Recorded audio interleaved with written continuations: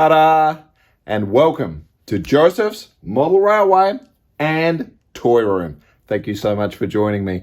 Well, today is a bit of a quick one, and it's absolutely all filler, no killer. Yes, indeed. I'm sorry to disappoint, but we've been overwhelmed with deliveries, and at the moment, I thought we'll just fill in the gaps to buy us a little bit of time.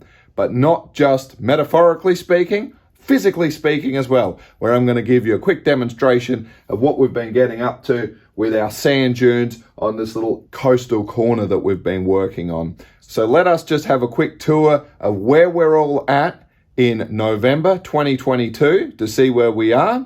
And also, we're then going to come in nice and close and have a look at the magic of what we've been doing and a few different ways you can correct a few problems you might be having on your particular layout or model creations that you might not have been aware of exist. So let's get into all this filler, and don't worry, there'll be some killer stuff coming up in some future videos as always. Early November 2022, and a little bit of a room update. Let's take a quick walk, shall we? Well, we're ready to commence the final loop now. So hopefully now that we've had some tremendous weather, I'll get a little bit of a time in the next couple of weeks to finally get our board cut out. We've got our rudimentary measurements taken there of where we're going to need to do it. We've also been able to find room to fit in an oil refinery, of which we've just had the tanks arrive, and we'll get that last corner in the backdrop done, and we'll have the line continuing in from where we made that canal. So that's where we are with that at the moment. Of course, we also have been busy sifting and grading up our various types of dirt that are being used in the layout, and we've been busy with that. Now let's just take a little quick wander over. Yes, needed some stockings. We'll get to that later. And it was Halloween finished, and they had some orange ones, so I went with that.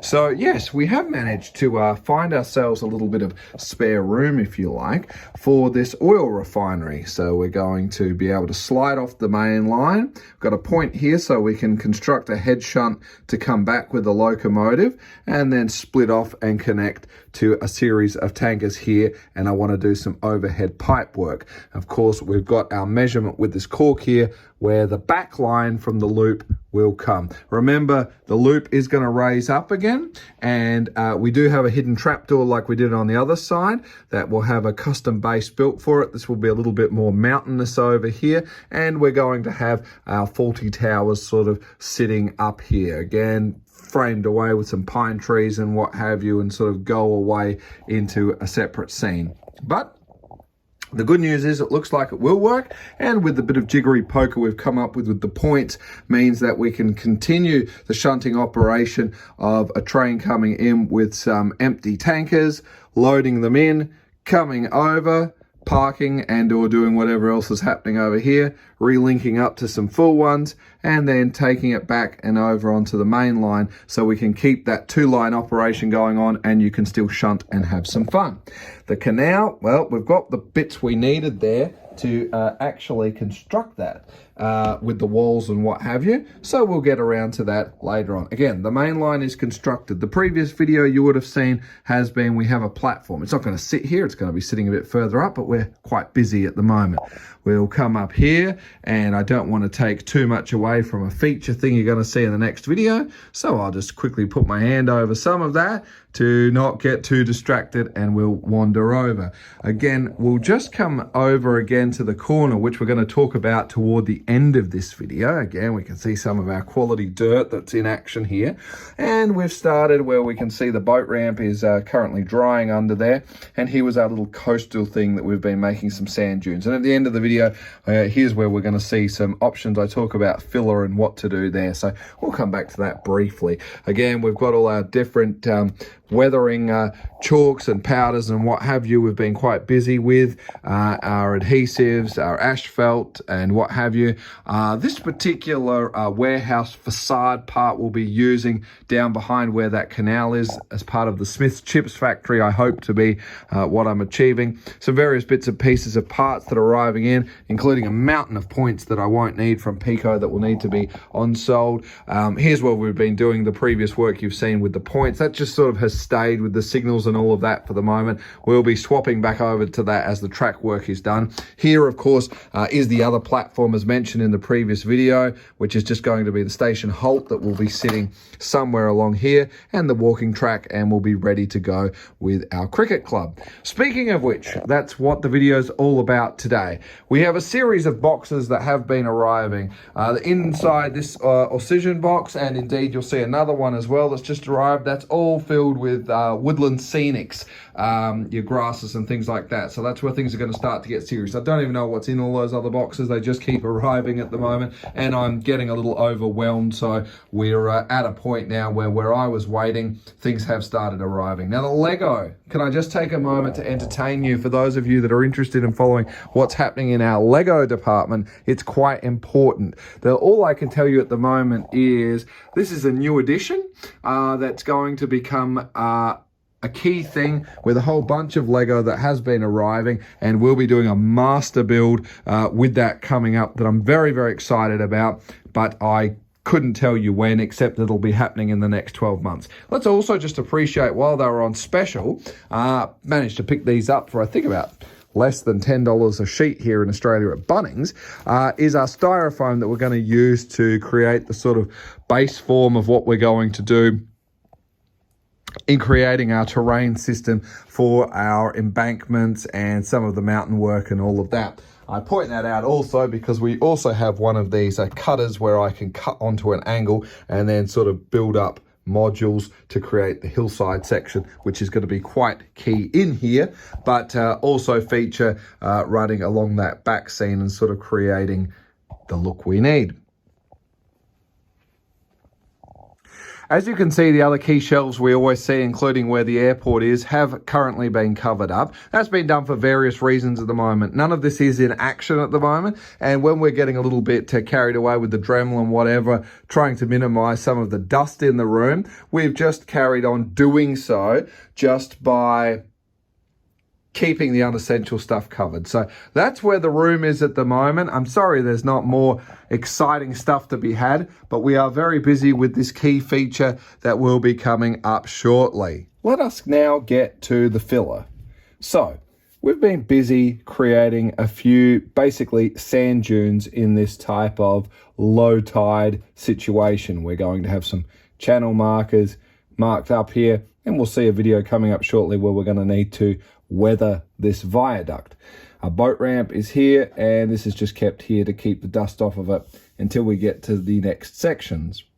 So how do we do our sand dunes here exactly? Well, it was quite simple. We're just using the air drying clay. We're using a white one because it seems quite practical for these purposes. The reason we're using it is we get about 24 hours of time to keep plying it around and making sure it's shaped and where and how we want it to be.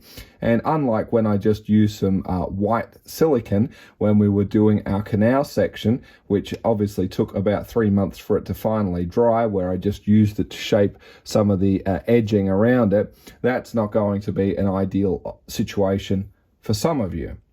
But we went with the air clay, and I'm quite happy with it. The other thing is, I know, because I have worked with clay before when I was at school and things like that, when the clay does eventually start to dry and the moisture is extracted out of it, we will end up with some cracking, and that's exactly what we have. And for the most part, when we do things like that, when we're doing our landscaping, we come along with our various ground covers and we can fill in any gaps accordingly. Of course, in this situation, not quite the case. So what we need to do, it will be getting a bit of a dust using a combination of some standard pastel that we're going to take and then shave off with a knife. As you can see, it's what we've been doing in some of the other stuff here. We've got a beige that's going on here, and you can see we've made good use of this brown one.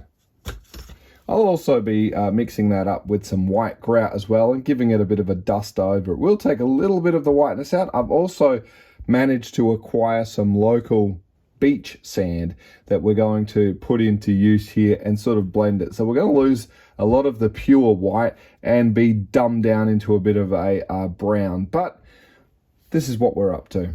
Let's start with these smaller hairline types of cracks that you can see in places. Now, a quick and easy way to get around it is to use some sort of a plastic putty or some sort of one you might be using in your handyman section of your hardware store that you want to mix up, and then you could come along and paint it and do whatever. I really am trying to avoid some painting in this situation where on top of the clay, because the white is what I'm chasing, and we're going to try and keep it a bit neutral where we can. The good thing with this particular plastic putty is it is white. So if we were just to take a little bit off and then come into where we have this little crack here and just squirt a little bit on. You might even just take a little small one up here as well.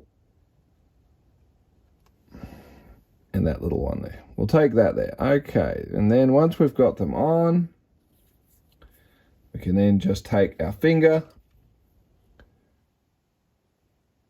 just to make sure it's worked in there. And we'll let that dry, and away we go. The problem with that is, especially when we're getting to some larger things, this is probably quite an expensive way to go around with this. So, what's our next option? Some form of a white gap filler or some form of silicone that you could use. Again, the drying time, especially if you're working even on something a reasonably thick situation like this, can be quite a long time. Not that it's a bad thing, because it's got some good flexibility and it's not a bad way to go. So if you've got time, I mean, to be 100% honest, I could truthfully put this down and be 3 months before I'm back here again. There's of course our plaster of Paris, our sculpted molds, all of those situations, all viable. But in this particular application, I'm coming back to the Woodland Scenics road system, which this is actually just the learning kit, which has contained quite a bit of what I needed to get started, because I don't have a whole lot of roads and things like that. And everything that I needed has been in the kit, and we've made some very good usage of it. Of course, while I might not be building more roads, I have used it for other such structures and or including the boat ramp that we're up to.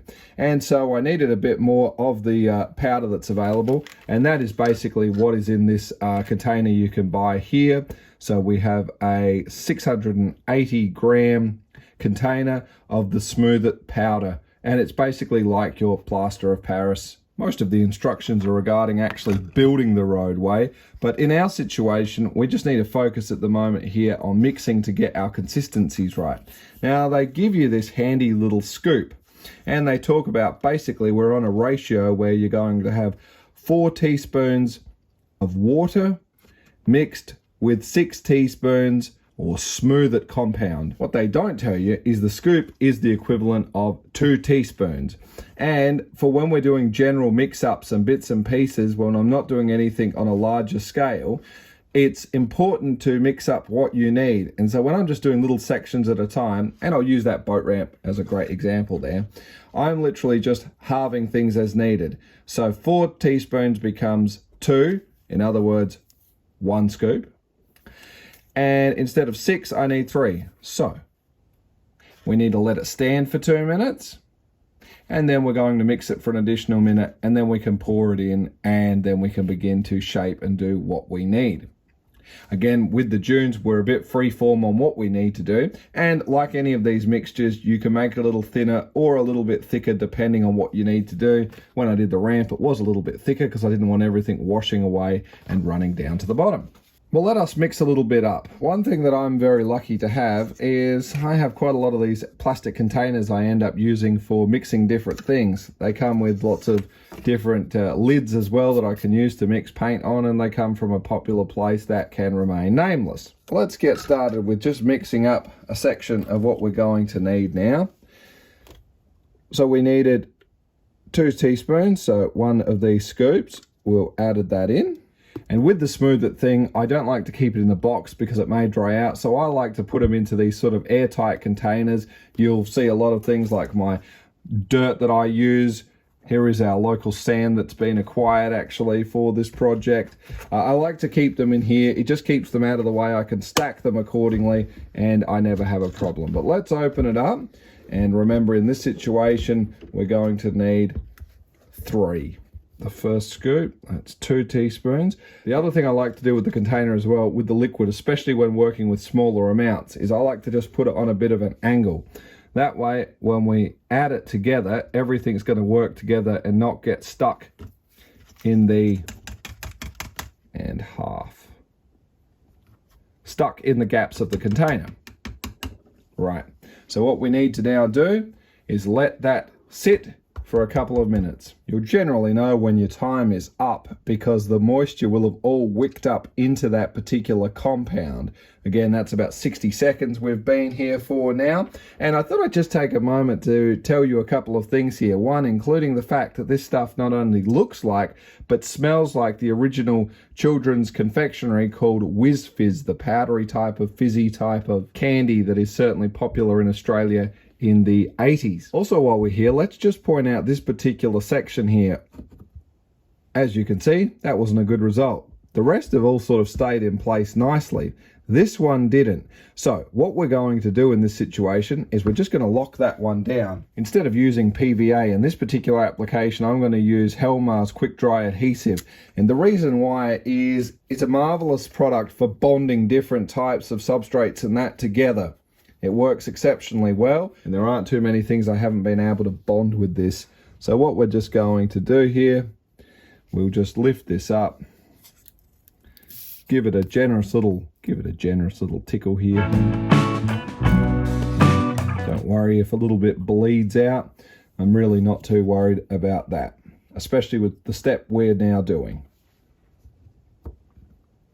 Not sure if the camera's going to be able to show it to you too well, but I did start inlaying a few tire treads and things in. I may still need to come back and do that after we've put a bit of that powder on top. That's now been 2 minutes and a great time to start to stir this little mixture up here. Sometimes with some of this, I have found adding some color to it from the get-go isn't a bad idea, but every application is a little bit different, so we try not to panic too much because I'm only doing small sections. But if you're working on something big, pre-coloring it with what you need, like an asphalt or something, can be a pretty logical way to go. Okay, what we're going to do here is we're just going to start slowly and just add a little bit. It's reasonably thick as we're going to come out here. We're just going to take a little bit and let the liquid start to come down into those spots as needed. And then we'll come back to it. That way it's not all just going to run out in one huge big puddle. Because what we want to do here is we don't want to create sort of jagged sort of cliffs in the sand work. That's not something we generally tend to see.